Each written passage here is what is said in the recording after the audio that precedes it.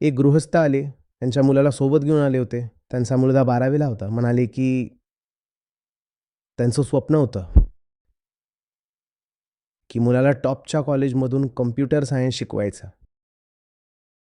त्यांना वाटत होतं, की मुलाने IIT क्लिअर करावी. ही खूप आधीची गोष्ट आहे. तो मुलगा बसलाय समोर. त्या मुलाच्या चेहऱ्यावरच लिहिलंय छपरी. मी त्याला फिजिक्समध्ये 2-4 प्रश्न विचारले. एकदम साधे, सोपे. तर इकडं-तिकडं पाहतोय आणि त्याला लाज पण वाटली नाही, की त्याला काहीच येत नाही. जे प्रश्न विचारले होते ते 11वीतले मेकॅनिक्सचे होते. तो 12वी पूर्ण करतोय आणि त्याला काहीच येत नाही.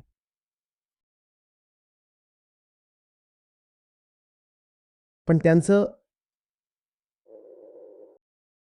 स्वप्न आहे, की याला कॉम्प्युटर सायन्स करायला लावायचंय. ते पण त्याचं होईलच. तसा तर तो खूप शार्प आहे. फक्त इनअटेंटिव्ह आहे. कधी-कधी ध्यान देत नाही, पण शार्प आहे. 11वीत किती मार्क पडले होते? तर 56. मी म्हटलं जर अब तक 56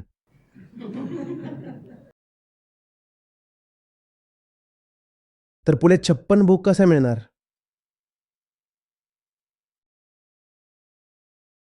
स्वप्न आहे. वडिलांना हे सत्य दिसत नव्हतं, की त्यांच्या लाडक्या मुलामध्ये पण स्वप्न आहे. एकतर त्याचं संगोपन नीट करायला पाहिजे होतं. त्याच्याकडून नाही होणार. स्वप्न आहे तर आहे. आणि स्वप्नाला जी गोष्ट विषासारखी वाटते ती म्हणजे सत्य. त्याला सत्य सांगा तो माणूस रुसतो. हिंसक पण होऊ शकतो. 12 लाख लोकांनी UPSCचा फॉर्म भरलाय.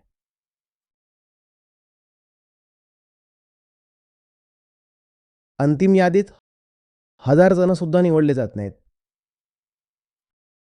आणि 1000 तेव्हा जेव्हा सीट्स आता वाढल्या आहेत. पूर्वी तर खूप कमी होत्या. 1000 पण निवडले जाणार नाहीत आणि 12 लाख लोकांनी फॉर्म भरलाय. असं कसं होऊ शकतं? स्वप्न. तुम्ही असं ठरवलंय का, की UPSC तुम्हाला सांगेल तेव्हाच तुम्ही मानणार, की तुम्ही अयोग्य आहात? तुम्ही फक्त वाट पाहताय, की UPSC तुम्हाला सांगेल, की तुम्ही अयोग्य आहात. ते सुद्धा त्यांनी 4-6 वेळा सांगितल्यावर.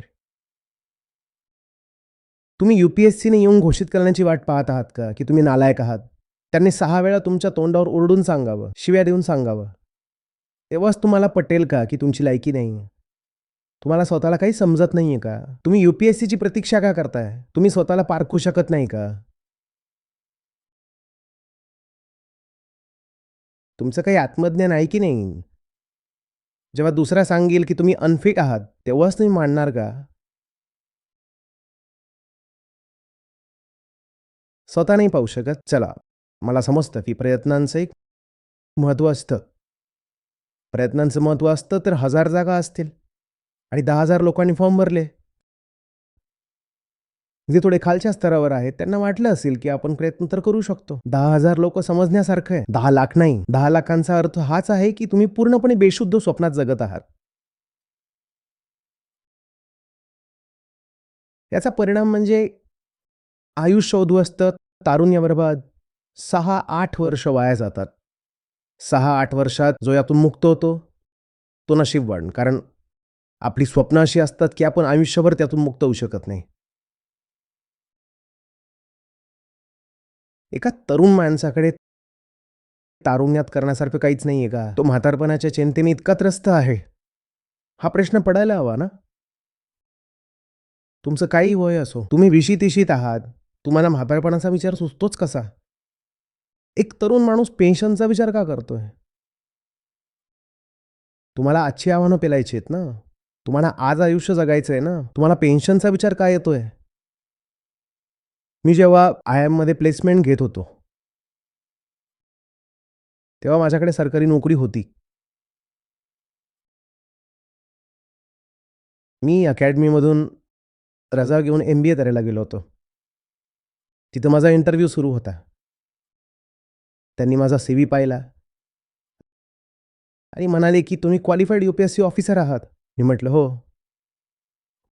"मग तुम्ही गव्हर्नमेंटला जॉइन झालं पाहिजे, प्रशासनाला, आम्हाला नाही." प्रायव्हेट सेक्टरमधली बँक होती ती. देशातली सगळ्यात मोठी बँक प्रायव्हेट सेक्टरमधली. ते म्हणाले, "तिकडे जॉइन व्हा. आम्हाला का जॉइन करताय?" मी म्हटलं, "ठीक आहे, पाहतोय." तर म्हटले, "नाही, तेच योग्य आहे. तिथं पेन्शन मिळेल. आम्ही तुम्हाला पेन्शन थोडीच देणार."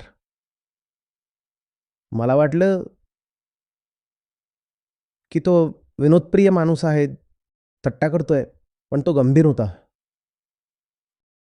तो खरोखर हेच म्हणत होता, की तो आजच्या वयात मी 24 वर्षांचा होतो. तो आजच्या वयात तो आता पेन्शनचा विचार करावा.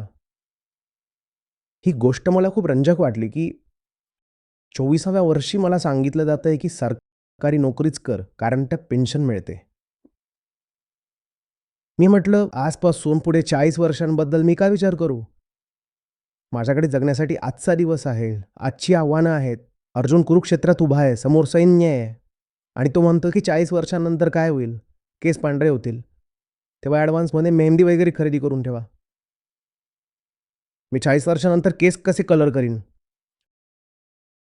आणि कोणती काठी पकडू? याचा विचार करू, की आता माझ्या भात्यात किती बाण आहेत आणि शत्रूची ताकद किती आहे हे पाहू. एका तरुणाला हे पेन्शनचे विचार कसे येतात? आणि म्हातारपणाच्या सुरक्षेचे विचार येतातच कसे? हे माझ्या बुद्धीच्या पलीकडचं आहे. उद्याचं काय होईल माहीत नाही. पुढच्या वर्षाचं माहीत नाही. आणि आज करण्यासाठी खूप सारी कामं आहेत. या 2 गोष्टींची सांगड घाला. आज आपल्यासमोर इतकी कामं आहेत आणि तुम्ही पेन्शनबद्दल बोलताय. हवामान बदलासारखी परिस्थिती समोर आहे. तुम्हाला खात्री आहे का, की 30 वर्षांनंतर पेन्शन नावाची काही गोष्ट शिल्लक तरी असेल? 30 वर्षांनंतर ही पृथ्वी नीट राहील? का पेन्शन तरी राहील? माझ्यासमोर आजची इतकी भयानक आव्हानं आहेत, ज्यांचा मला सामना करायचा आहे. आणि पेन्शन म्हणजे मी जेवढ्या वेळा हा शब्द ऐकतोय, तितकं मला विचित्र वाटतं पेन्शन. आणि पेन्शनमध्ये तर फिक्स असतंच, की सरकार ती देईल. पेन्शनच्या नावाखाली मुलं जन्माला घातलीत, की हा माझी पेन्शन बनेल. ते टेन्शन पेन्शन.